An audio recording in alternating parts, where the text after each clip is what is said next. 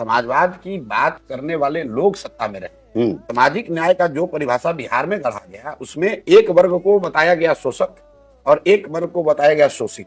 जो लालू जी और नीतीश जी का जो सो कॉल्ड समाजवादी सरकार, सामाजिक न्याय की सरकार चली, उससे उन शोषित वर्गों को लाभ होना चाहिए था। तो लाभ हुआ कि नहीं, इसको सीधे आंकड़ों में देख लीजिए। लालू जी जब 15 वर्ष अपना सामाजिक न्याय का सब कुछ कर लिए, तो भी देश का सबसे गरीब और पिछड़ा राज्य बिहार ही रहा। और उसके बाद 20 वर्ष के नीतीश कुमार के सामाजिक न्याय संघ विकास के बाद भी देश का सबसे गरीब और पिछड़ा राज्य बिहार ही है।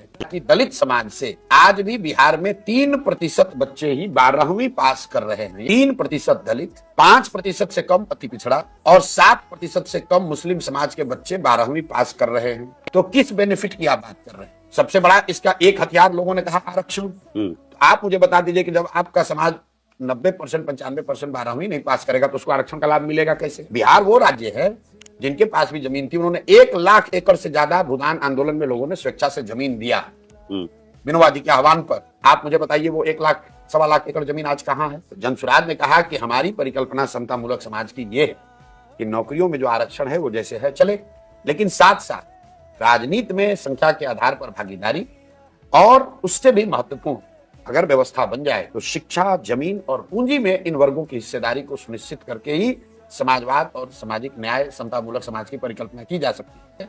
जिसको समाजवाद का बेसिक डेफिनेशन नहीं पता है, वो कहता है कि हम समाजवाद के पुरोधा, हमारे बाप दादा का समाजवाद है। अरे बाप, सबसे बड़ी बात समाजवाद में तो यह है कि वंशवाद नहीं होना चाहिए। क्लियर नेता हो कि तुम लालू जी के लड़के हो और तुम समाजवाद की बात कर रहे हो।